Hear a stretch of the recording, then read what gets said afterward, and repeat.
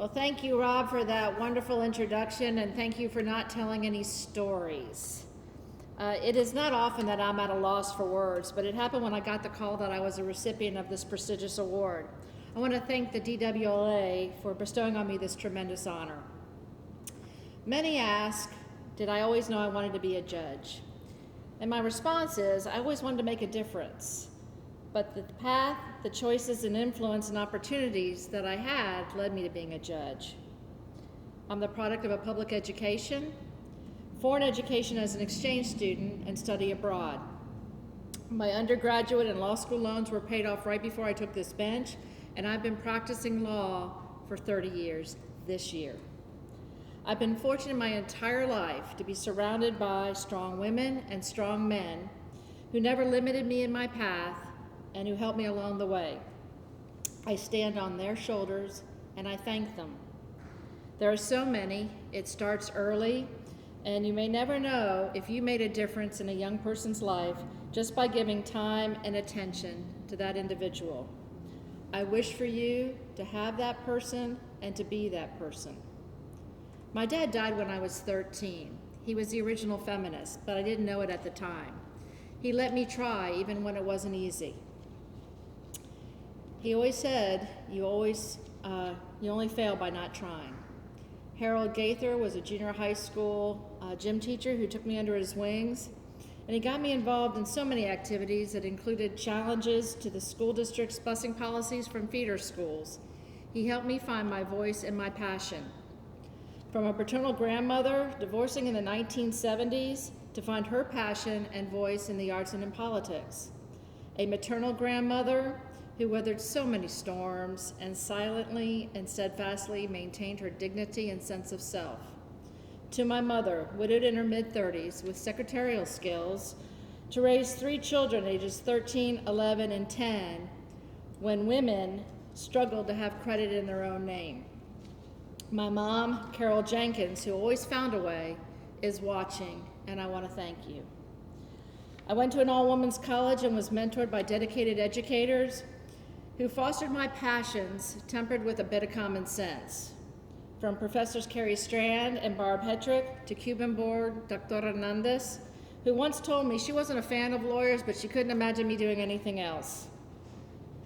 My lesson at this stage was to recognize that we surround ourselves with like-minded people, our circle, but we don't live in a world of like-minded people who think alike. So go outside your circle, go outside your comfort zone. Their guidance set me on a path to law school after confirming my direction as a paralegal. Professor Sabinek, who taught me to think outside the box, not merely regurgitate black letter law, and engaged me in productive debate. Jim Baumgartner, my mentor at the threshold of my career, who threw me into the deep end, always setting a new challenge for me. David Reese, who threw me a life preserver, to Sandy McCorkadale and Don Flannery, who were there to make sure that I did not need asylum from Mexico when I worked on a death penalty case. This stage of my career showed me the power that we have as lawyers to challenge laws under the constitutional and procedural framework to move this country forward. And then there are my friends, my true, got your back, love you knowing your flaws, heart and soulmates. Friendships that are decades old to more recent vintage. Friends who don't care about titles, bolster you when you struggle, cheer you when you succeed, and are ground you when your britches are getting a little bit too big. They only gave me 5 minutes, so I can't name you all, but hopefully I've said thank you and you know who you are. They have kept me humble, and more often than not, they've been my reality check. Then there's my husband of 18 years, who not only had the courage to approach me in an airport and did not hesitate to take my number from a white gold embossed business card, title partner, and call that number. He has been my biggest cheerleader, always encouraging me to step outside my comfort zone and tackle the next challenge. David, thank you, and te amo. I did not do this alone. Working alongside dedicated jurists, the professionals that I know are watching, the women of the DWLA, their mission of mentoring, cultivating the new generation of leaders, the time for service to up our game is now. If 2020 has taught us nothing else, it is that our world can go from normal to chaos in a matter of moments. of lengthy duration, beating down our spirit, that our system of justice can be challenged, critically analyzed, and found wanting. The time is now. The leaders of today need to encourage and help the leaders of tomorrow.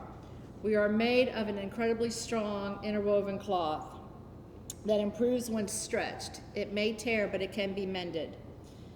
It is made to withstand an onslaught, such as our very foundation. Principles of equal protection, equal justice, and access to the courts is at the very core of what we do. We live in the country under a constitutional framework that permits critical evaluation, passionate challenges to effectuate positive change. So I leave you with this challenge: to make a difference in a young person's life, to take an interest, give encouragement, no matter what age, because you do not know what will set that individual on a path to leadership, to find their place in this world, to stand on your shoulders, to be rooted in history, and to be given wings to fly. I want to thank you again for this incredible honor. I hope all are safe and well. Thank you.